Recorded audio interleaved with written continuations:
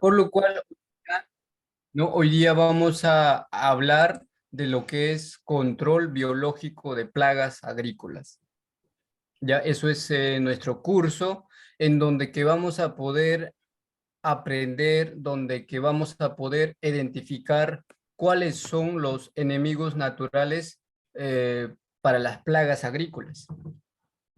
Y, ¿no? Y para lo cual también con lo primero que vamos a empezar es con el procedimiento, cómo es el control biológico, sus generalidades, y al final vamos a poder identificar, ¿no es cierto?, cuáles son, ¿no?, los controladores biológicos.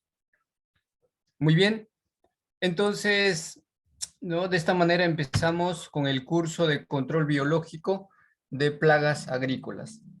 Eh, para lo cual tenemos un breve introducción sobre el control biológico de plagas.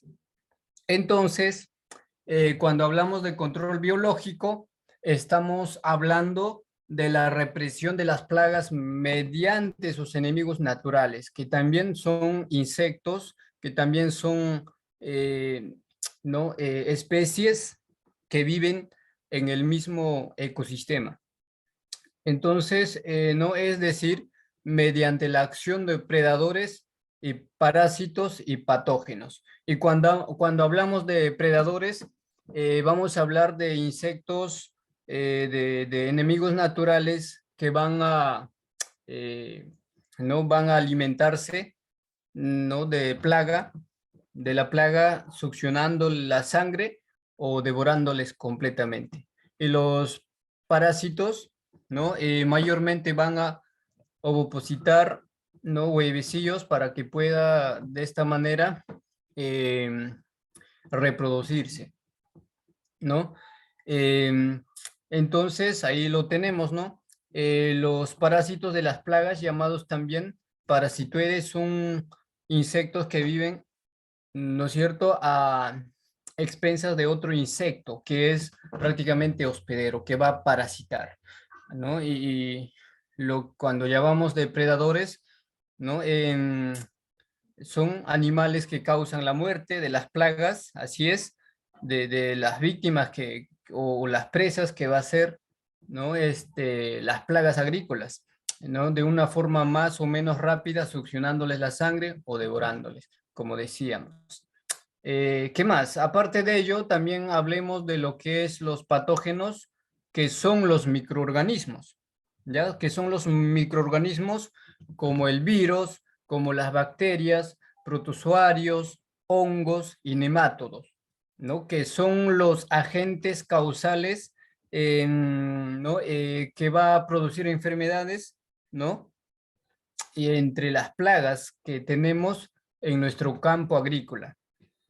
Ya entonces tenemos tres, ¿no? Tres formas de controlar biológicamente. Muy bien. Y también veamos tipos de control biológico. O sea, no es que ya pues vamos a aplicar o vamos a ver según la clasificación que es, ¿no?, por parasitoides, predadores o lo que es patógenos.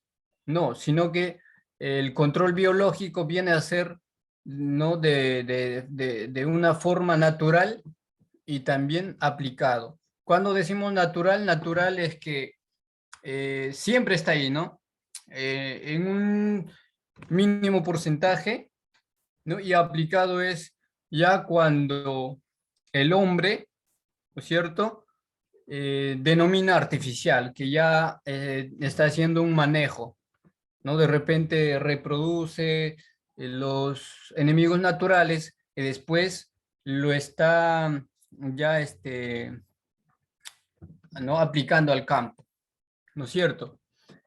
Ya, entonces el control biológico se considera natural cuando se refiere a la acción de los enemigos biológicos sin la intervención del hombre, que se le denomina artificial, o aplicado cuando de alguna manera es afectado o manipulado por el hombre.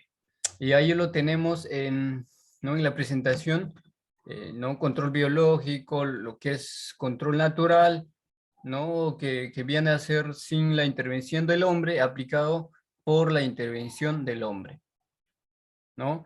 Y como ya hablábamos, no vamos a tener insectos, ¿no? Mayormente ¿no? Entomófagos y en microorganismos benéficos que van a ser controladores biológicos. Muy bien, y otro lo que es aislados de microorganismos, ¿no? Y las plantas. Ahí tenemos clásico, ¿no? Que es la importación de enemigos naturales para combatir plagas exóticas. Aumentativo es, ¿no? La propagación masiva y liberación periódico de enemigos naturales exóticos o nativos. También tenemos conservacional, ¿no? Que involucra proveer a los enemigos naturales de todas las condiciones necesarias para su efectividad y estadía en la zona, en el contexto, en nuestro campo de cultivo. Y cuando hablamos de microorganismos benéficos, ¿no? Engloba el uso de bacterias, como ya veníamos diciendo, las bacterias, virus, los hongos y algunos nemátodos para el control de insectos y otros microorganismos fitopatógenos. ¿Ya? Y lo que es biotecnológico, que viene a ser que ya son aislados, ¿ya? Que cuando hablamos de biotecnológico es que vamos a aislar los microorganismos que son eficaces en, ¿no? En control de patógenos, ¿no es cierto? Control de plagas agrícolas. Entonces ahí vamos a hacer el uso de metabolitos secundarios de plantas y modificaciones genéticas, ¿no? Que ya es, ¿no? Biotecnología. Muy bien, pero más lo que vamos a enfocarnos son en los predadores, ¿no? A la vez lo que son parasitoides y los patógenos que son controladores biológicos, ¿no? Muy bien, para lo cual es importantísimo determinar las características favorables, ¿no? ¿Qué características van a ser favorables para poder, no de repente hacer el manejo, para poder condicionar los controladores biológicos a nuestro campo? Para lo cual tenemos los parásitos y predadores, ¿no? Que buscan a sus hospederos y presas en los lugares donde estos se encuentran, ¿no? En el campo, incluyendo sus refugios, ¿no? Los enemigos biológicos, a diferencia de los pesticidas, no dejan residuos tóxicos, que es claro, ¿no es cierto?, sobre las plantas ni contamina el medio ambiente. Por eso llamamos biológico. La acción de los enemigos biológicos, ¿no? Tiende a satisficarse cuando las gradaciones de las plagas son más altas, ¿ya? No podemos, digamos, se va de forma, digamos, de forma macro, va a ser, ¿no? Las plagas, cuando más, ¿no? Cuando más plagas tengamos, también los enemigos biológicos se va a intensificarse. ¿Por qué? Porque es su medio, ¿no? Es su alimento para ellos, no se alimentan, y a la vez también ahí es cuando es parasitoide, ¿no? Ahí es donde que oposita los huevos, ¿no? Entonces, es una forma, su vida natural de estos insectos, ¿no? Que viene de siglos y siglos. A la vez también los enemigos biológicos no producen desequilibrios en el ecosistema agrícola. Y entonces, no es buenísimo, ¿no?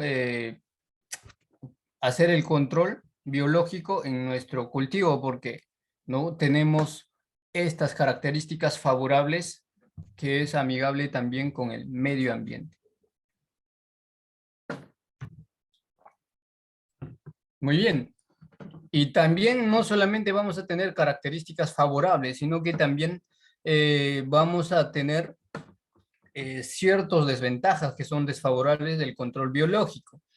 Entonces, ¿no? Los enemigos biológicos son influenciados por las condiciones climáticas, o sea que no en todos los lugares, ¿no? No en todo el campo vamos a poder adaptarlo a un determinado controlador biológico. Ya no vamos a poder, ya pues Mariquita lo lleva a tal lugar y tal lugar y esta me va a controlar, no, sino que va a depender bastante de las condiciones climáticas, ¿no? Y biológicas del lugar, ¿ya? Las que en gran proporción escapan al control del hombre, o sea que no puedes controlarlo, ¿no? Tú puedes proporcionar controladores biológicos en tu campo, ¿no? Pasa que no vas a poder controlarlo, ¿no? Que como hombre se te va a escapar, vas a tener cultivos vecinos que de repente hacen un control, digamos, químico, pues no vas a poder controlarlo. Y si te va ahí, ya prácticamente ya hay un, digamos, un desbalance económico, porque tú estás haciendo tu control biológico, pero sin embargo, ¿no? No puedes controlarlo, ¿no? A que estén en tu cultivo nada más. Entonces, ¿qué se hace? Mayormente cuando se habla de control biológico, ¿no? El control se hace de forma macro, ¿no? ¿Qué quiero decir? De un determinado lugar, si es un valle, ¿no? En un valle puede haber 5, 6, 7, 10 productores de una cierta cantidad, entonces entre todos se reúnen, ¿no? Se reúnen y entre todos de forma, ¿no? En forma de socios hacen este tipo de manejo, ya que si hablamos de un monocultivo que es solamente para mí, es, no digamos, es un poco complicado, ¿no? Esas son las recomendaciones en cuanto, ¿no? Para tener unas características favorables para poder practicar el control biológico, ¿no es cierto? ¿Ya? Y pues basándonos a la realidad, ¿no? A función de nuestro campo. Muy bien. Y a la vez también no todas las plagas poseen enemigos biológicos eficientes desde el punto de vista económico. Por ejemplo, tenemos la mosca sudamericana de la fruta, lo que es, ¿no? Mosca de la fruta, que mayormente se conoce con este nombre, y tenemos lo que es Anastrefa, ¿no? Fraterculus. Esta mosca es un poco, digamos, eh, no tiene un, digamos, un 100% de control de forma biológico. No es, claro, es parasitada, es controlada de forma natural por las avispas, ¿ya? Pero el grado de parasitismo es marcadamente insuficiente. ¿Qué quiere decir? No, lo que es mosca de la fruta tiene esos siglos de vida y a veces van a, ¿no? Cuando están larvas, salen, ¿no? Y entran a una cierta distancia sobre la superficie de la Tierra y, ¿no? Ahí llegan a lo que es siglo, ¿no? Siglo biológico de pupa. Ahí entonces, digamos, es un poco complicado, ¿no? Cuando está en ese estado. Cuando está en otros estado biológico, la mosca de la fruta, que sí se puede controlar, pero eso va a depender, pues, de la presencia del controlador biológico, o sea, que no siempre va a estar cuidando a un solo, digamos, a una sola plaga, sino que los controladores biológicos, por naturaleza, siempre van a estar, ¿no? Buscando sus presas, sí, pero no solamente a una especie, ¿no? Eso es, digamos, una de las características desfavorables, ¿no? Igualmente deficiente es el control biológico de la polilla de la manzana, ¿ya? Muy bien. Y ahí tenemos modalidades de control biológico, ¿no? Que es aplicado, ¿ya? Eh, bueno, para lo cual no hay que tener en cuenta, ¿no? Que en la localidad no existen enemigos naturales para la plaga, ¿no? Cuando hablamos de modalidad de control biológico aplicado, es que en nuestro campo, en nuestro contexto, no vamos a contar con enemigos naturales. Entonces, ¿qué se hace? No tenemos que hacer control biológico aplicado, que tenemos que aplicarlo, ¿no? Tenemos que reproducirlo, tenemos que aislar, entonces lo aplicamos. ¿Por qué? Porque no tenemos, en nuestro cultivo no tenemos enemigos naturales. ¿Ok? Las medidas que tienden a corregir las situaciones planteadas corresponden a las tres modalidades ¿no? orientacionales fundamentales del control biológico aplicado. Y aquí lo tenemos las tres modalidades, lo que es la conservación y protección de los enemigos naturales presentes, el incremento artificial de los enemigos naturales y la introducción de nuevos enemigos naturales o control biológico clásico. Ya entonces ahí tenemos conservación, palabra clave, incrementación y introducción. ¿No? Se tiene que conservar lo poco que hay, ¿no? Se tiene que conservar lo poco que hay, los controladores biológicos, incrementar y introducir. O sea, si te falta, o sea, no hay la población suficiente de controladores biológicos, se tiene que introducir. Eso es. Ahí tenemos las modalidades de control biológico aplicado. Bueno, hablemos también sobre la protección a los enemigos naturales. Cómo se protege o qué debo hacer al respecto, ¿no? Bueno, en los campos agrícolas, los enemigos biológicos pueden encontrar ciertas dificultades para su desarrollo normal, ¿ya? Se tienen las grandes perturbaciones del ambiente debido a la ¿no? descontinuidad de los cultivos anuales, que no siempre vamos a dar la condición necesaria para que pueda desarrollarse, para que pueda seguir su, digamos, su ciclo de vida normal. ¿Por qué? Porque en cultivos anuales, ¿no? Vamos a tener prácticamente vamos a ya, digamos, la campaña termina, también está terminando su campaña, digamos, como una campaña de su ecosistema, que es normal para los controladores biológicos. Entonces, ¿no? Entonces, para lo cual lo que se tiene que hacer, ¿no? Es proteger a los controladores naturales, condicionarle, ¿no es cierto? ¿Ya? Y no, ahí se tiene que hacer, ¿no? No, por otro lado, eh, tenemos, ¿no? Las posibilidades, limitaciones en la disponibilidad de refugios y alimentos para los estados adultos, ¿no? Y la presencia de algunos otros factores, ¿no? Determinados para el exceso de polvo sobre el follaje, la acción de las hormigas.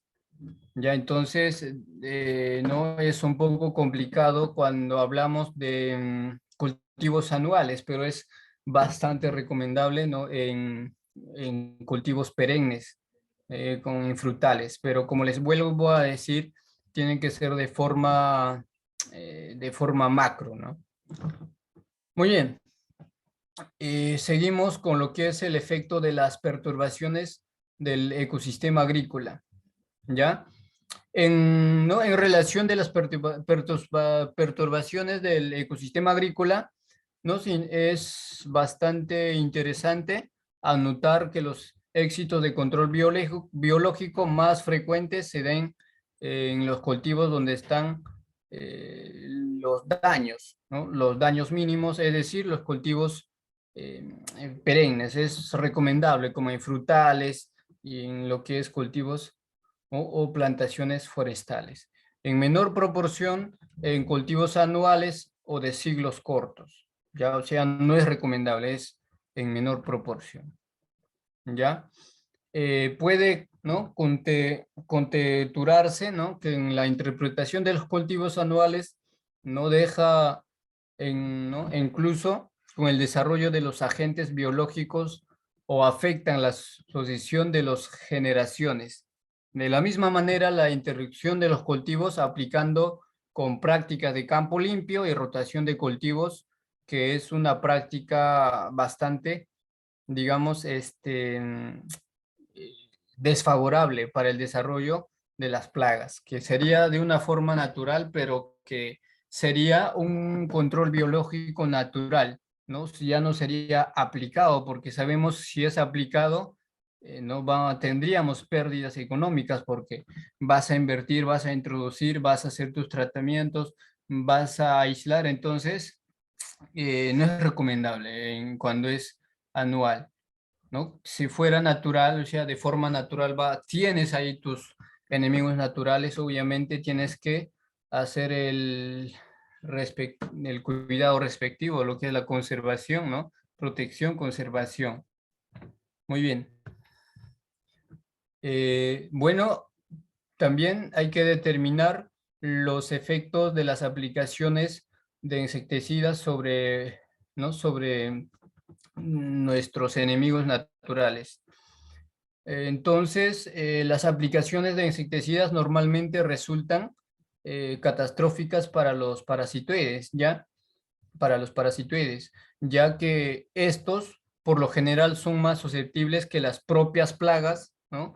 De allí que la decisión de aplicar insecticidas en un campo de cultivo debe tener en cuenta también la presencia del control biológico, ¿no? Ya se ha mencionado que en los campos de algodón, ya en campos en cultivo de algodón, en la costa se han registrado no menos de 148 especies benéficas, incluyendo 52 especies de arañas predadoras.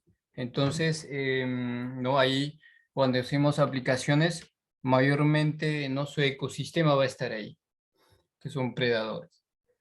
¿Ya? Y prácticamente esos efectos, cuando de repente si contamos con enemigos naturales, no nos va a ser un efecto en contra si hacemos el control biológico. Por eso tiene que ser de forma organizada, ¿no es cierto? Eh, ¿No? Alimentos y refugios para los enemigos naturales, mayormente para adultos. ¿No? Bueno, aquí, ¿no? La mayoría de las moscas y avispas parásitas adultas se van a alimentar del néctar de diversas flores, ¿ya? Y se cobijan en vegetación silvestre. Es lo que normalmente, ¿no? Ellos se adaptan cuando termina, ¿no? La campaña, cuando es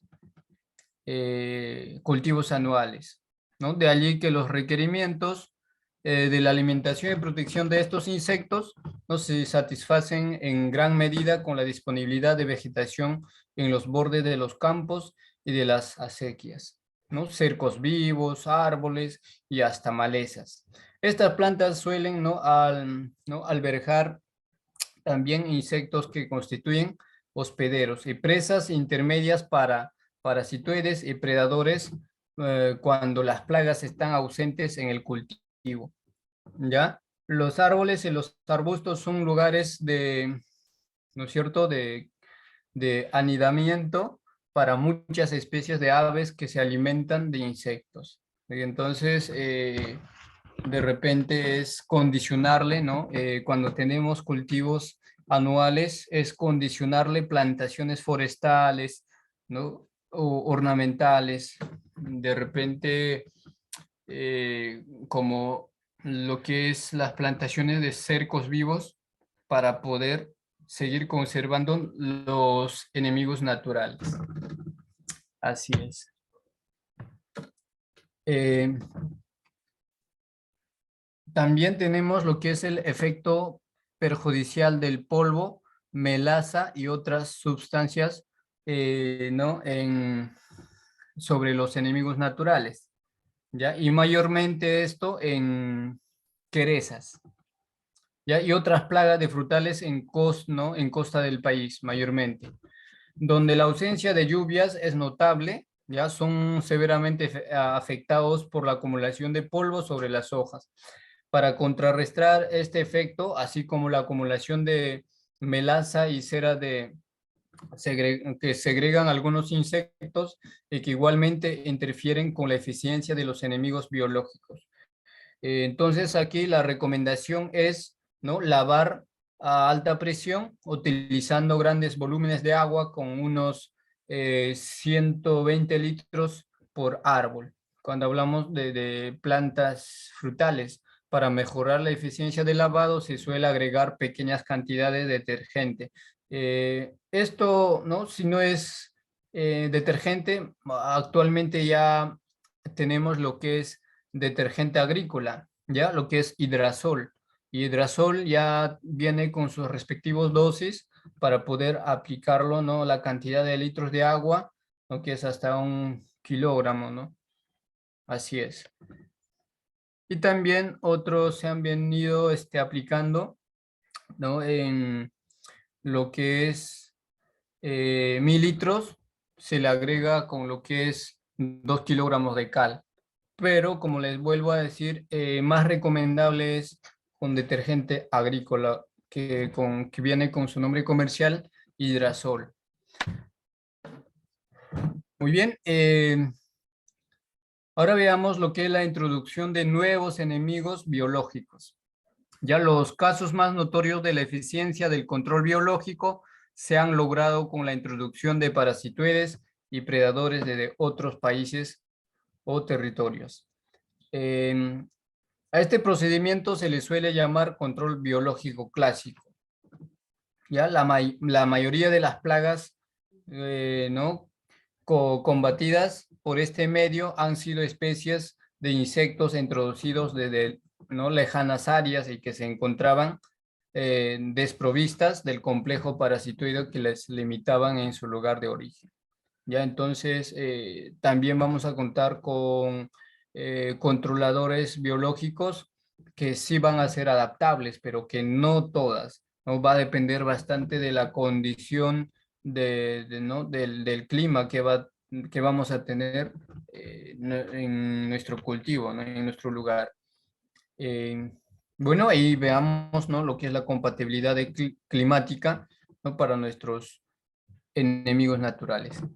Entonces, las condiciones climáticas no pueden resultar barreras, ¿no?, infranqueables, ¿no?, que para el establecimiento de parasitoide o predador, que son los controladores biológicos, no es en condición básica que exista compatibilidad entre el clima del área original del parásito, ¿no? De dónde, si yo de repente voy a aislar, ¿no?, voy a capturar y voy a reproducir, debo tener más o menos las características que tiene ese lugar, ¿no es cierto?, ¿no? Debo tener esa condición básica de compatibilidad climática, ¿no?, para poder adaptarlo.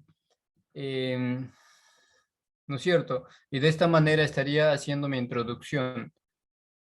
¿Ya? La compatibilidad climática parece ser más exigentes cuando se trata de zonas templadas, en las que la alternancia de temperaturas y máximas y mínimas diarias, ¿no?, y estacionales son muy marcadas.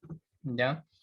¿Qué más? La variación estacional de fotoperiodo es igual muy grande, ¿no? Así es. Entonces, aquí es posible que por estas razones, los éxitos logrados por la introducción de insectos benéficos en estas regiones sean menores que los logrados en regiones subtropicales y tropicales. Ya estamos hablando de lo que es en las costas. Ya entonces, ya es un poco complicado, ¿no?, adaptarlo, controladores biológicos en las costas, ya que son, digamos, actualmente estamos teniendo cambio, ¿no?, cambio climático brusco.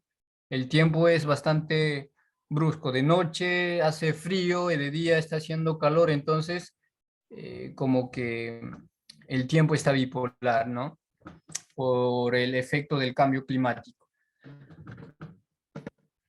Muy bien. Veamos también lo que es la sincronización biológica, ¿ya? Es importantísimo también saber lo que es la sincronización biológica para hacer, ¿no?, el manejo con control biológico, ¿ya? Eh, en lo cual tenemos, ¿no?, el parasitoide que tiene que sincronizar su ciclo de vida con el ciclo de vida del hospedero, ¿no? Así es, tiene que estar sincronizado, o sea, la vida del enemigo natural y del hospedero que es, ¿no?, la plaga. Mayormente esto para los parasitoides, ¿ya? Entonces, esta sincronización es particularmente crítica cuando es muy corto el periodo en que el hospedero es susceptible a la parasitación. ¿Ya? A menudo que los parasitoides que suelen tener un desarrollo más corto que el insecto hospedero, que demoran la emergencia del adulto hasta que se presente, ¿no?, el estado vulnerable del hospedero, ¿ya? Y esta sincronización se establece normalmente a través del sistema hormonal que regula el desarrollo del hospedero, pero el clima también juega un rol modificador para que, ¿no?, para que vaya la sincronización biológica de estas. Así es.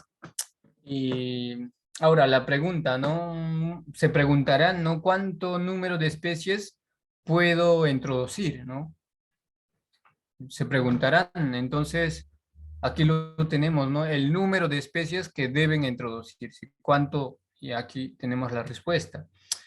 Pues en realidad vamos a tener, ¿no?, divergencias entre, ¿no?, especialistas respecto al número de especies de insectos benéficos que deben introducirse contra una plaga en un momento dado, ¿no?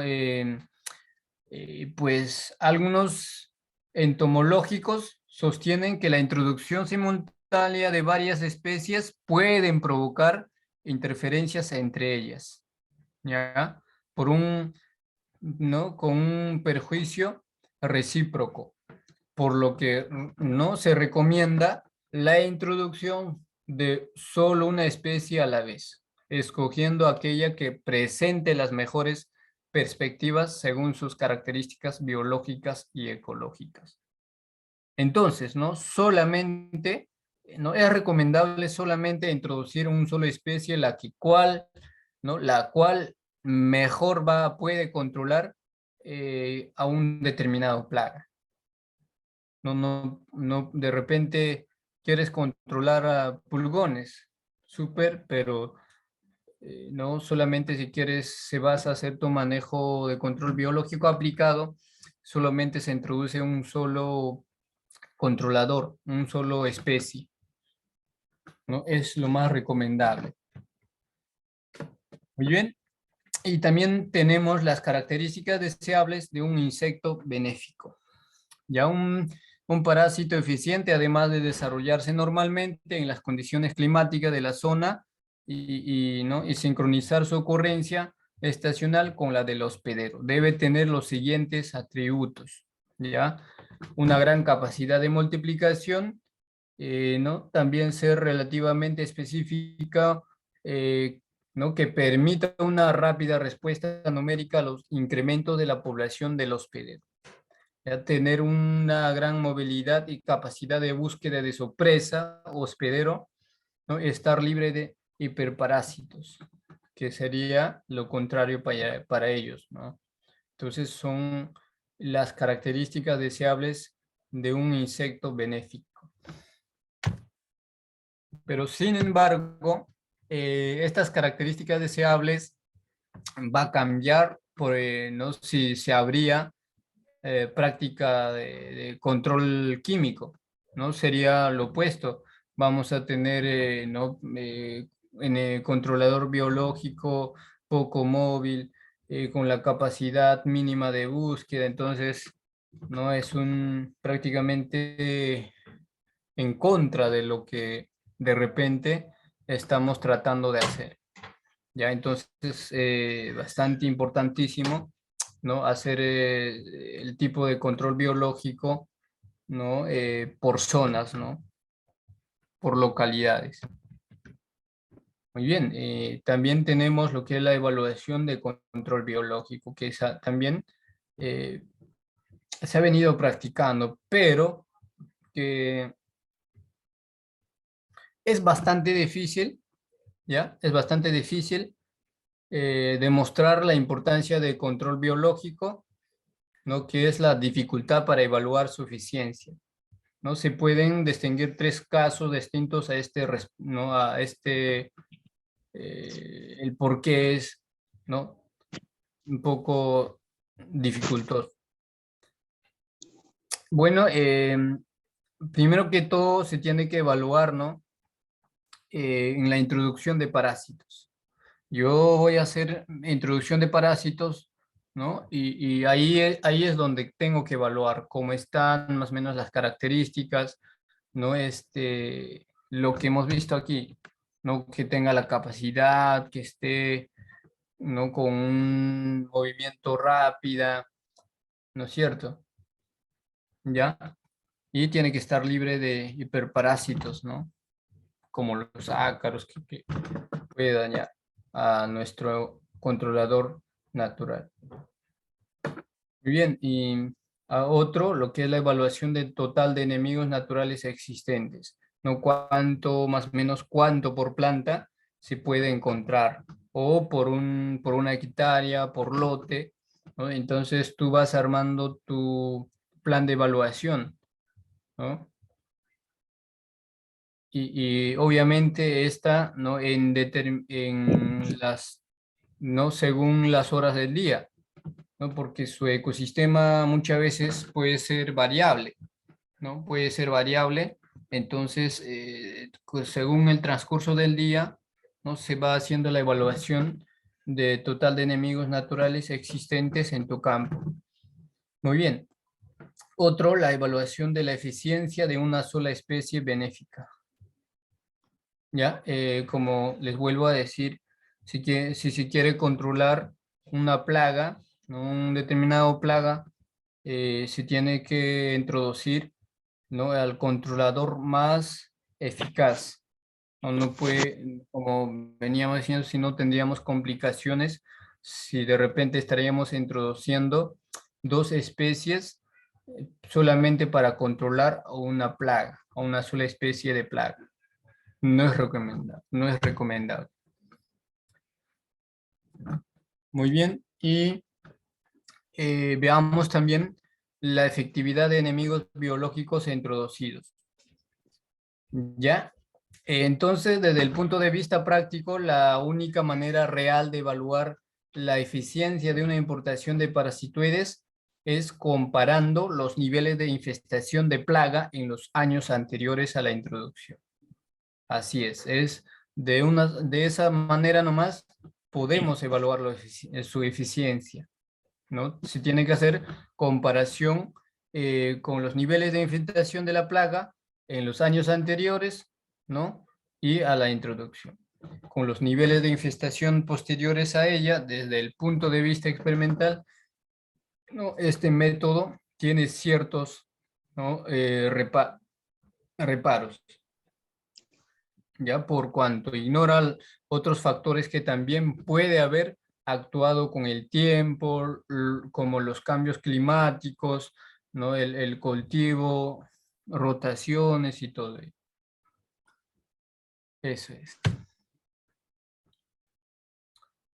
Muy bien, efectividad del total de enemigos biológicos, ¿no? Esto en realidad viene a ser, ¿no? Digamos, la eficiencia de los enemigos biológicos presentes en un campo, ¿no? Que puede evaluarse comparando las infestaciones de la plaga en las áreas expuestas a su acción, con áreas en las que los enemigos naturales han sido excluidos, ¿no?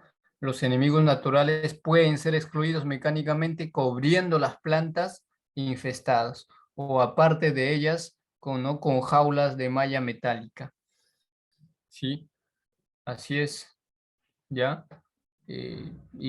O también puede ser con jaulas de plástico o tela, que se les puede destruir químicamente mediante la aplicación de insecticidas que sean no tóxicos para los enemigos naturales, pero no para las plagas, ¿no? Ambas técnicas, ¿no?, tienen algunas limitaciones, las jaulas pueden modificar y lo que es el microclima en favor a, ¿no?, lo que es detrimento de la plaga y de los insecticidas que pueden alterar la fisiología de la planta.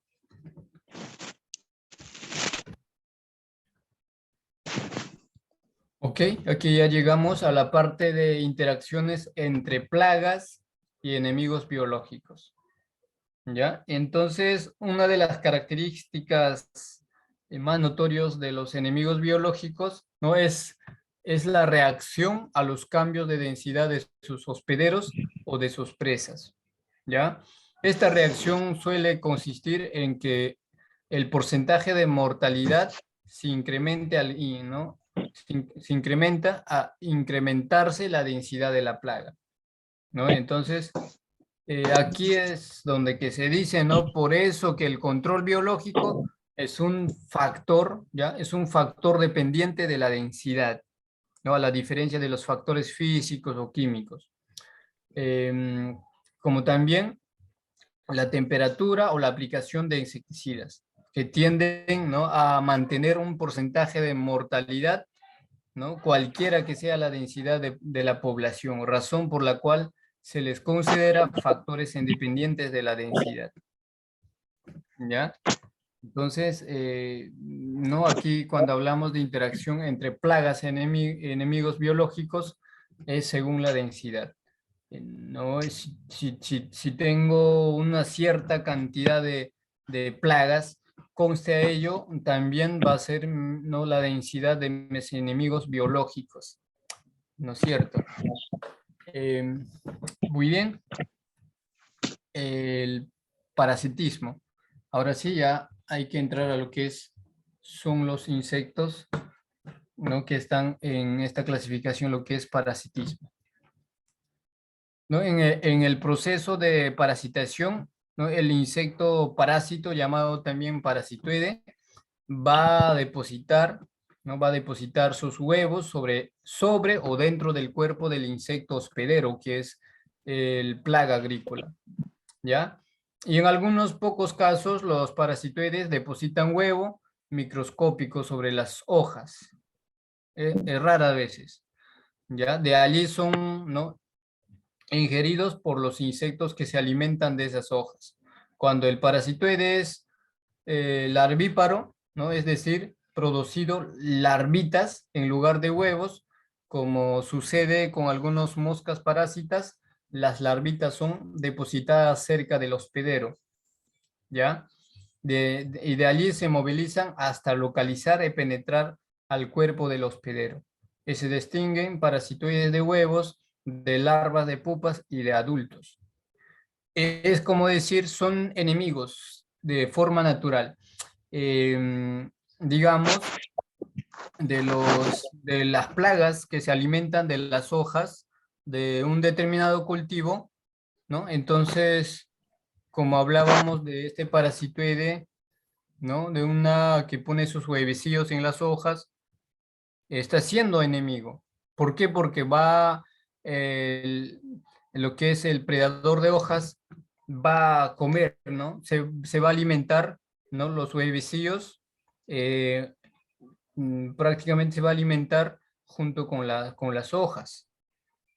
Pero como este enemigo natural, ¿no?, tiene, digamos, esa reacción, ¿ya? Esa reacción de que prácticamente se estaría extinguiéndose, ¿no? Porque si todo se come, la plaga se come junto con los huevecillos, junto con la hoja, eh, la población, ¿no?, de su especie estaría disminuyendo, ¿no? Entonces ellos tienen esa reacción de que por forma naturaleza, ¿no?, son enemigos y lo que hacen es, ¿no?, parasitar dentro del cuerpo, ¿ya?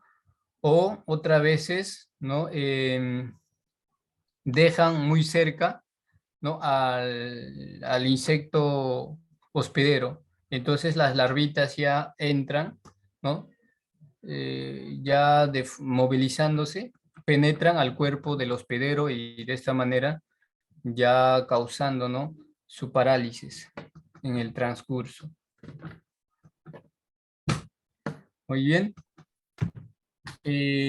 Ahí tenemos avispas parásitas, ¿ya? Las avispas constituyen el grupo más numeroso de parásitos de plagas. Por eso, cuando hablamos de control biológico, primero que todo vamos a hablar casi siempre de avispas parásitas.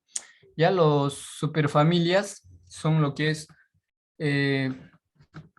Echinomonodidae y lo que es ¿no?, Chalcidonidae, que abarcan el mayor número de especies con menor importancia que figuran, ¿no?, las superfamilias. Ahí tenemos lo que es Proctotropoidae, lo que es Betelodidae, Cinepodidae, ¿no?, Crisidonidae, y también tenemos lo que es Specuidae. Y estas familias, ¿no?, las avispas adultas se alimentan de néctar y de exudaciones de las plantas cuando están adultas, pero también hay especies cuyas hembras, ya, que se alimentan de los líquidos que salen de las heridas del hospedero, ¿ya? Estas heridas las causa, ¿no?, el parásito con el opositor para ovopositar, ¿no?, simplemente también para alimentarse, ¿ya? Entonces ahí lo tenemos. Ahí tenemos, ¿no?, los parasitoides de pulgones, ya mayormente lo que son avispas van a parasitar a pulgones, como se logra ver en la figura, ¿ya? Ahí tenemos, ¿no?, el controlador biológico, lo que es, ¿no?, larva trioxie en cuerpo de pulgón en la figura 2, ¿no es cierto? ¿Ya?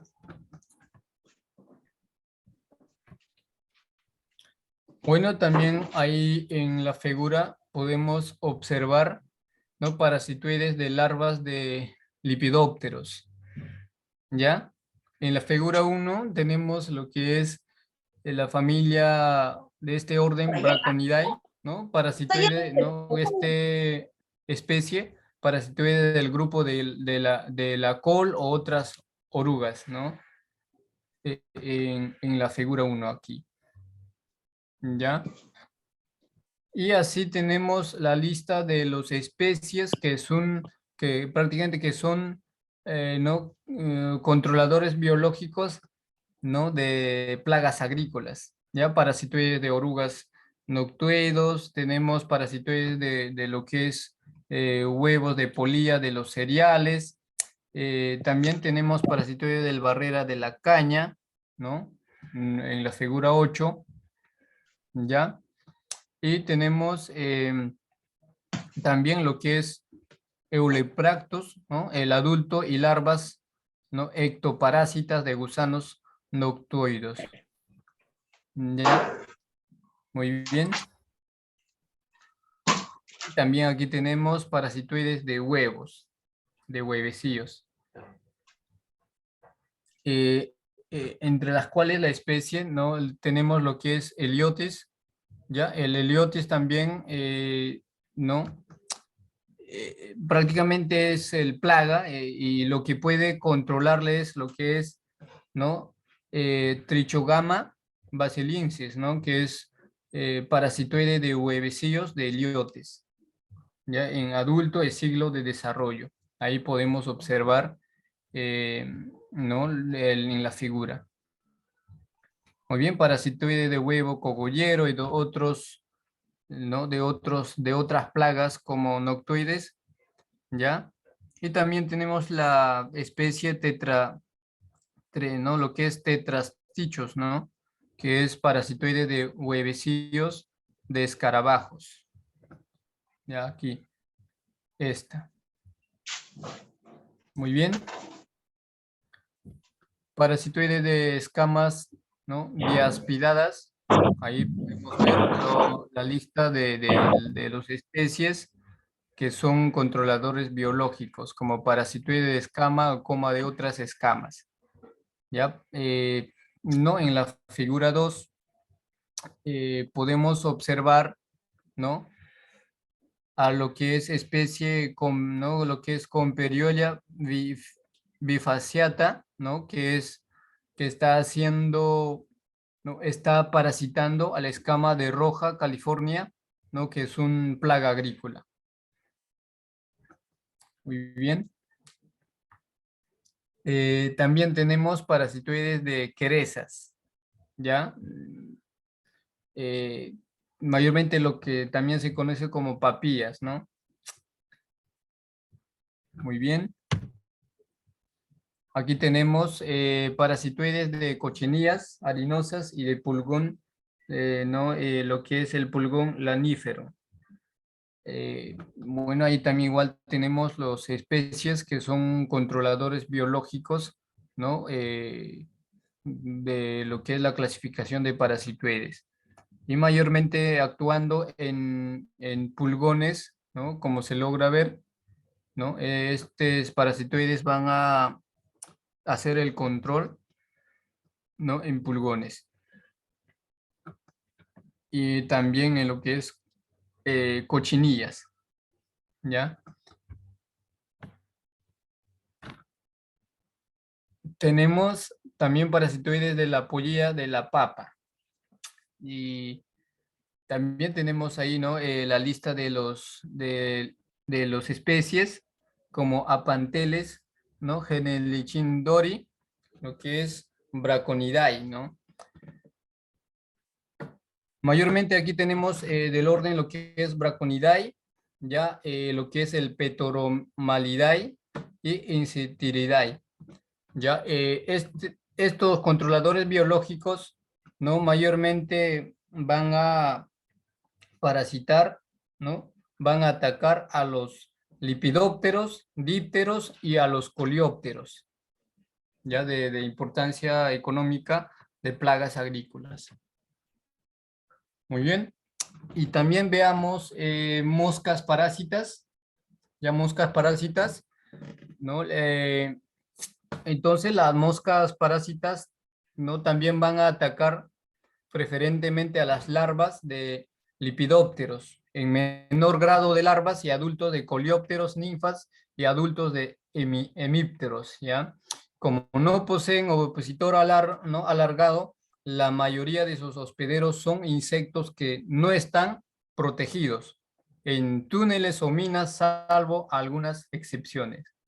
Ya entonces, las moscas parásitas también son algunas especies que son ovíparas, ¿ya? Las larvitas de las moscas suelen permanecer inactivas por un tiempo dentro del cuerpo del hospedero hasta que el hospedero ha alcanzado cierto desarrollo. Entonces la larva del parasitoide crece en forma rápida, ¿ya? Y ya pues de esta manera causando su muerte.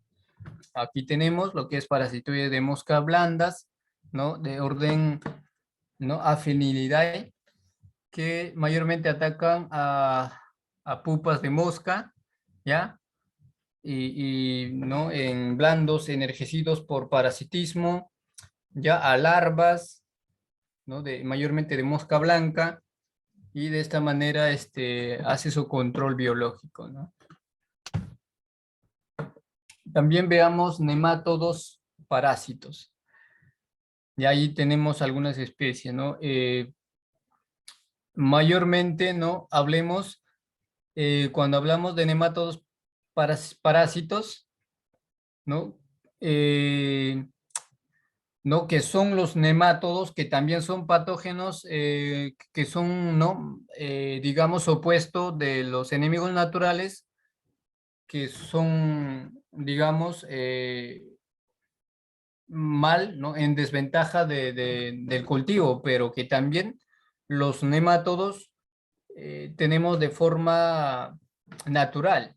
Entonces, algunos, ¿no? Algunos de los nemátodos producen esterilización, ¿ya? Esterilización, disculpen, y otros provocan la muerte del hospedero, ¿ya? Los nemátodos requieren de una película líquida para poder desplazarse, sea en el suelo o en el parte aérea.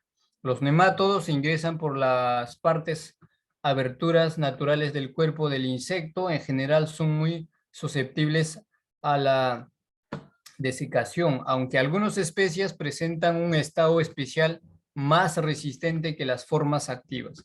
Las especies más conocidas de pertenencia a las familias, ¿no? Lo que es Sternenimytilidae, y a la vez también lo que es Heteroabidilidae y Myrmidilidae, que suelen matar rápidamente a sus hospederos. Esto se debe a que los nemátodos están asociados con bacterias que causan, ¿no? Lo que es ¿no? Septicemias en los insectos. Bueno, ahí tenemos, ¿no? Aparte de ello, lo que son controladores biológicos, lo que es moscas parasitoides. Ahora sí, entremos a lo que es la predación. ¿No? Que tenemos grupos muy diversos de animales, incluyendo lo que son vertebrados como lo que es batracios, reptiles, aves y también murciélagos, que son como controladores biológicos en esta clasificación de predación. Y ahí también tenemos ácaros, arañas e insectos con fundamentos, ¿no?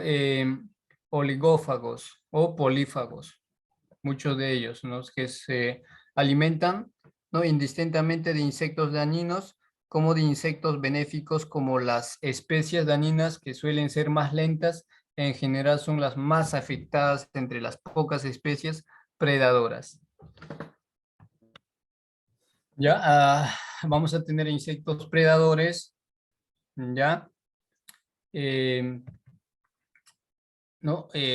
Dentro de los insectos predadores tenemos escarabajos predadores, que la mayoría de los coleópteros o escarabajos predadores pertenecen a la familia Carabidae y lo que es Coccididae. ¿Ya? Y también tenemos chinches predadores. ¿Ya? Entre los hemípteros chinches existen, ¿no? Importantes especies predadoras distribuidas en diversas familias, ¿no? En familia lo que es el Miridae, ¿no? Los míridos son chinches pequeñas y ovales, aunque muchos son especies, ¿no? Fitófagas. Otras son predadoras muy importantes, especialmente de huevecillos, que van a atacar a los huevos de lepidópteros, ya de plagas lepidópteros. Y aquí lo tenemos, ¿no? Escarabajo predador. Y como veníamos diciendo, no van a atacar a los lepidópteros, pero en estado larval, ¿no? Formando como un, ¿no? Entrando por el túnel subterráneo. ¿Ya? Muy bien. También tenemos moscas predadores, que no tenemos entre ellas las familias, ¿no? Lo que es Syrpidae, lo que es Cnidomidae, Asilidae y ¿no? Lo que es Chamainidae, ¿ya? Es la familia, ¿no? Estas familias, lo que es Syrpidae, ¿no? Son transversales, de hábitos muy diversos. Las larvas de algunas especies son predadoras de áfidos y cochinillas. Ya van a ser controladores para los áfidos y cochinillas, especialmente los géneros Cirpus y lo que es el Baxia. Muy bien. Bueno, y también hablemos de lo que es la control biológico de forma patógeno, ¿no? Que en realidad viene a ser enfermedades de los insectos. Eh, bueno, en realidad no son los diversos microorganismos que causan enfermedades a los insectos, como por el virus, bacterias, protozoarios y hongos. Los demás, ¿no? De fácil manejo son los virus, ¿ya? Y las bacterias por su relativa facilidad de reproducción, por ser relativamente menos dependientes de las condiciones ambientales. Aún así, la gran limitación general para el desarrollo de la lucha microbiológica no parece ser marcada dependientemente de las condiciones ambientales y de las condiciones fisiológicas del insecto hospedero. Ya, los hongos suelen ser muy susceptibles a la falta de humedad, pero separada esta limitación, también puede ser manejados con éxito. Muy bien, bueno, esto, ¿no? Aquí veamos la utilización de las bacterias, ¿no? Cuando hablamos de utilización de bacterias, ¿no? Normalmente los insectos, ¿no? Van a contar con bacterias, contienen, ¿no? Un gran número de bacterias. La mayoría son, ¿no? Saprofitas o comensales y algunas son simbióticas, ¿no? Ocasionalmente se presentan bacterias patógenas que son capaces de ocasionar enfermedades, especialmente en larvas, ¿no? Entonces las larvas se vuelven lentas, se dejan de aumentarse y expulsan ¿no? Una sustancia líquida por la boca y el ano del insecto patógeno, ¿ya? De esta manera causando, ¿no? Su muerte. ¿No? También tenemos lo que es la utilización de hongos, ¿ya? Mayormente estas van a ser, ¿no? ¿No? Lo que es epizootías y que puede considerarse como un factor limitante, ¿no? Por esta razón las epizootías micocicas son más frecuentes en las zonas tropicales y subtropicales húmedas que en regiones, ¿no? De costeras. Los hongos ingresan al cuerpo del insecto a través de la cutícula y ¿no? Se producen hasta que ¿no? La plaga agrícola llega a enfermarse por completo y causar su muerte. Muy bien, entonces de esta manera estaríamos terminando con el curso de control biológico agrícola, ¿no? Y estaríamos pasando a la parte de comentarios y preguntas. Adelante si tendrían preguntas y comentarios.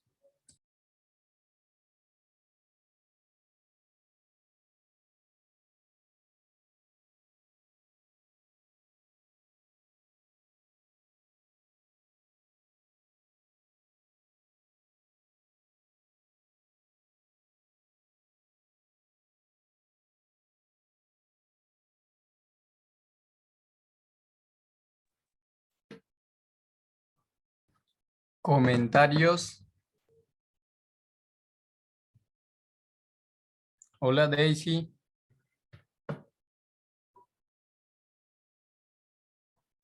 ¿Alguna pregunta? José.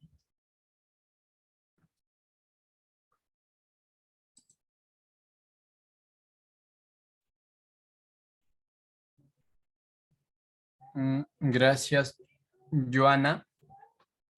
Joana Mateo, gracias.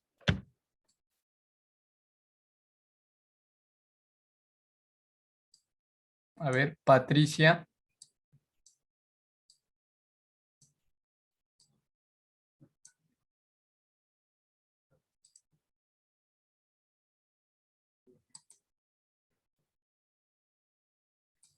Wilmer, ¿alguna pregunta, comentario?